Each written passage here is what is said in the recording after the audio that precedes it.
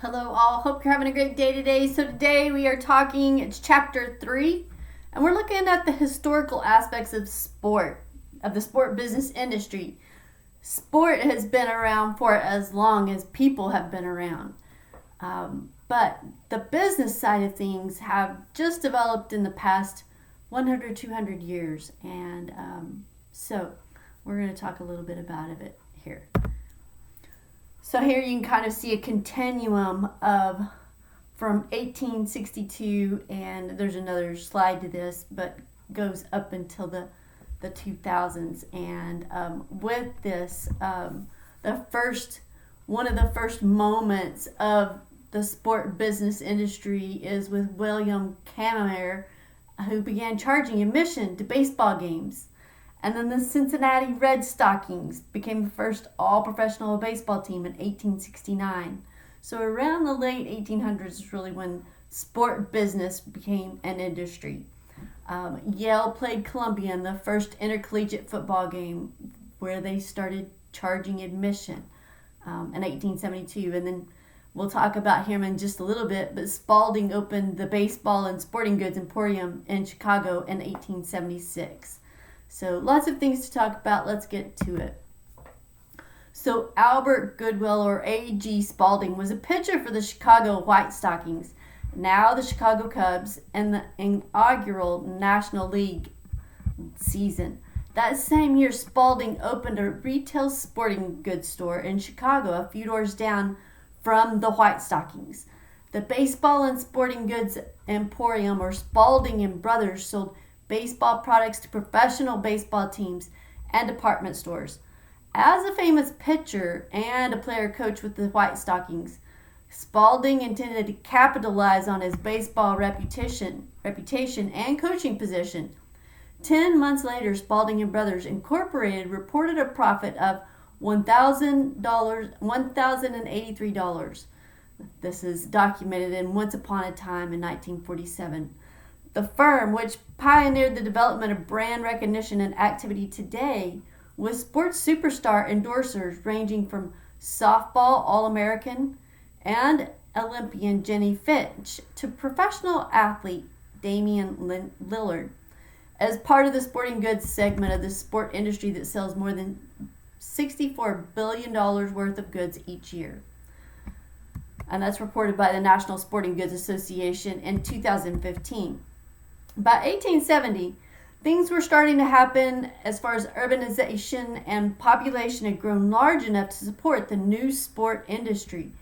Changes in response to the urban populace's demand for sport made sustainable commercialization of sport possible. The urban practice of buying sport entertainment had become firmly entrenched. Various sports had become quite popular, which made sport products and services viable for sustained commercial success, as per Rader in 2009.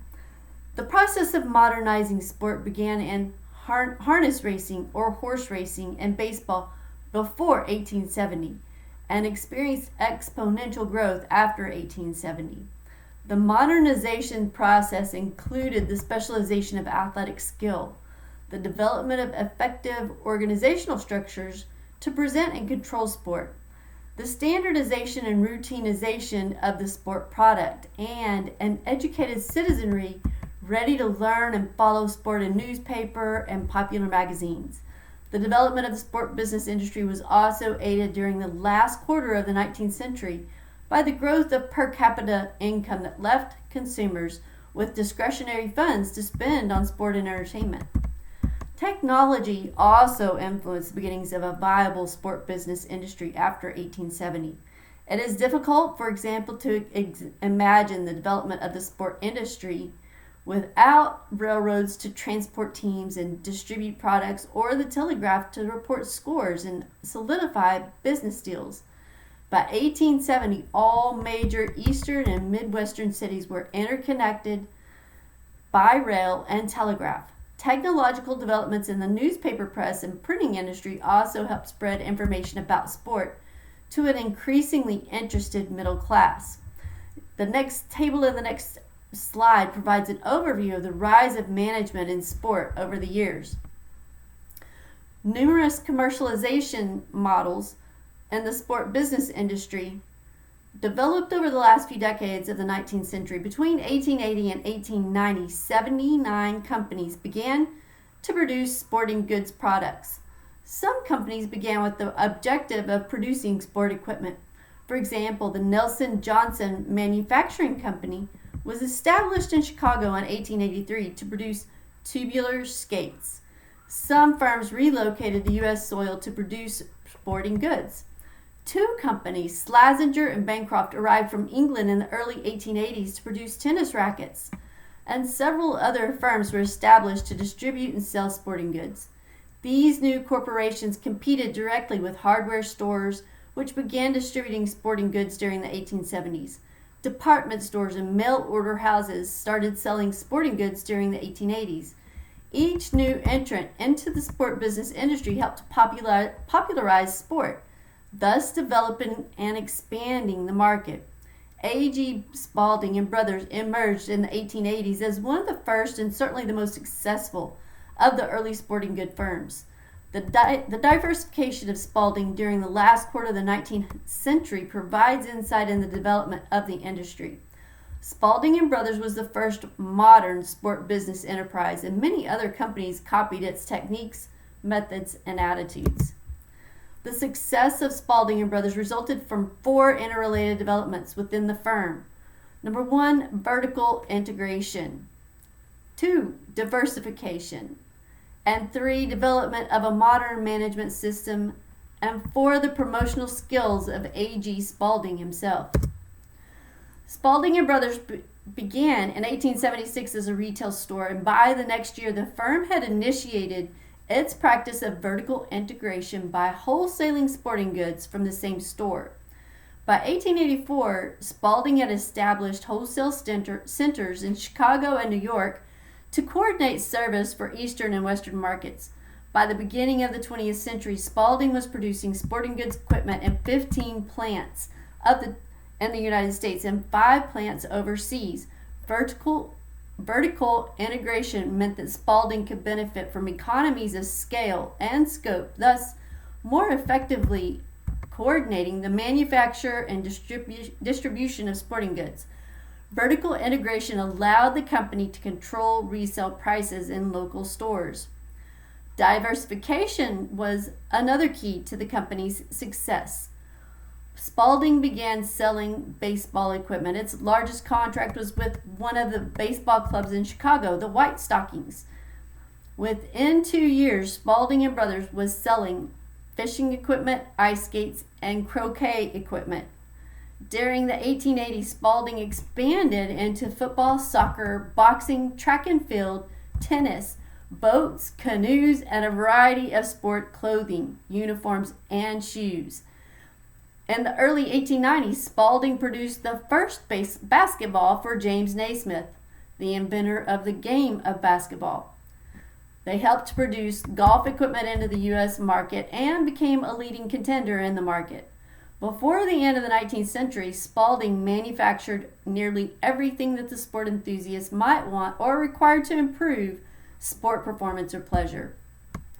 Other sporting goods entrepreneurs learned from Spalding and Brothers about decentralized organization and successful management techniques. When A.G. Spalding purchased the Wilkins Manufacturing Company in 1878, he knew little about the manufacture of baseball bats, croquet mallets, ice skates, or baseball uniforms. To overcome this problem, Spalding retained Wilkins' staff and employees to train A.G. Spalding. A.G. Spalding was a pioneer in the sport business industry whose employees' name can still be seen on sporting goods today. When Wilkins sold his interest in the company, Spalding had a trained administrative staff ready to take over and run the business. The company adopted the same approach in the development of its retail and wholesale distribution networks. Instead of searching for new employees to manage newly acquired or developed retail and wholesale outlets, Spalding hired managers away from the competition. By 1894, Spalding had established 2 divisions, one on the East Coast with headquarters in New York City, and the other in the Midwest with headquarters in Chicago. Each division was subdivided into major activities: manufacturing, retail, and wholesale. These activities were further subdivided into departments organized around sport categories such as golf department and tennis department. Departments organized and administered their own functional activities such as accounting, purchasing, and advertising. To coordinate activities across divisions and departments, Spalding developed overarching functional departments. The rugby union has been New Zealand's national sport almost from the time it was first played there in 1870. The national men's team, known as the All Blacks, is one of the most consistently successful teams in world sport, winning over 70% of their games since they first played in 1884. For most of its history, rugby was an amateur game. It famously split in Britain in 1895 when clubs that wanted to compensate players who had to take time off work to play formed their own competition, which subsequently became the game of rugby league. The professionalization of rugby was not entirely unprecedented. The game had become increasingly amateur during the 1870s and 1980s as the commercial sector became increasingly involved. It was not until 1995 that it became openly professional when SANZAAR, a newly created entity representing the rugby unions from South Africa, New Zealand, and Australia, signed an agreement with Rupert Murdoch's News Corporation for $555 million for US dollars for broadcasting rights to future competitions. The effects of professionalism were far-reaching. For the first time, players were contracted to the New Zealand Rugby Football Union. The NZRFU had to work hard to secure the loyalty of its top players, many of whom had been approached to join a rival organization, the World Rugby Corporation. Beginning in 1996, SANZAAR established a new competition with teams from New Zealand, Australia, and South Africa. Super Rugby, as the competition is now called, presently comprises 18 teams. Whereas, the way people watch the game also changed. Fans who had previously watched games on free-to-air television now had to pay subscription fees to watch their teams. Sounds familiar, right? Match venues also changed with a movement toward all-seater stadiums and the provision of corporate boxes where sponsors could host clients. Moreover, most international and Super Rugby games in New Zealand now took place at night, which followed the broadcasters to maximize their audience. A new vocabulary also entered the public consciousness, and the game was referred to as a product. Some people found these changes unsettling, and they vented their frustrations in print and on talk radio. Despite the rumblings of discontent, professionalism has endured. Arguably, by continuing to pay their subscriptions, most New Zealand sports fans have given it at least tacit approval. Over the years in the sport business industry, watershed events have caused massive changes in the way business is conducted. These events have led to new ways of doing things, manufacturing, and new strategies and techniques for achieving business success. Although several watershed events illustrate such changes in the sport business industry, the bicycle craze of the 1890s probably provides the most instructive historical example. In 1890, 27 firms manufactured bicycles, and sales competition was relatively low. Beginning developments and ancillary industries were underway during the same period. Dunlop, B.F. Goodrich, Goodyear, Penn Rubber Company, and a few others were beginning to manufacture bicycle tires. Miscellaneous bicycle parts such as bells, seats, and lamps were just beginning to make inroads into consumer markets. Top grade bicycles sold for $150 US. Medium grade bicycles sold for around $100 US. And bicycles were sold primarily through hardware stores, although a few specialty shops and sporting goods stores sold bicycles. The bicycle sales skyrocketed after 1893, but so did competition among an ever-expanding number of firms that produced bicycles. Competition spread quickly to ancillary industries as new entrants vied for market share. Bicycle accessories also experienced a boom period between 1893 and 1898, prompting the emergence of the new firms in the industry. Competition forced bicycle prices down. In 1898, top grade bicycles could be bought for 75 US dollars, middle grade bicycles for $40, and low grade bicycles for $20. Second-hand bicycles sold for as little as $3. Increased competition forced bicycle firms to change the way they did business. Beginning in 1893, firms stressed marketing and tried to meet customer needs in a variety of new ways.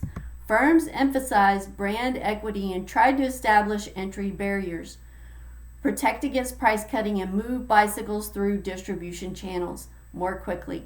Bicycle firms also advertised extensively and became one of the top 10 industries in advertising volume during the 1890s. Systematic advertising became the rule as bicycle companies planned advertising campaigns across a 6 to 12 month period. Firms developed slogans and trademarks to help establish a brand name recognition. They also created new advertising themes to play the bicycle in the mainstream of American social movements and perceived individual needs and wants. During the last years of the 19th century, the bicycle became an engine of democracy, an escape from the bonds of technology and industrialization, a tool promoting freedom for women, a moral elevator and developer for youth, and an agent for training young men.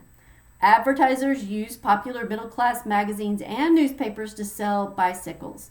Bicycle firms employed traveling salesmen, former athletes, and former bicycle racing stars to visit local shops, sell company products, and establish training facilities.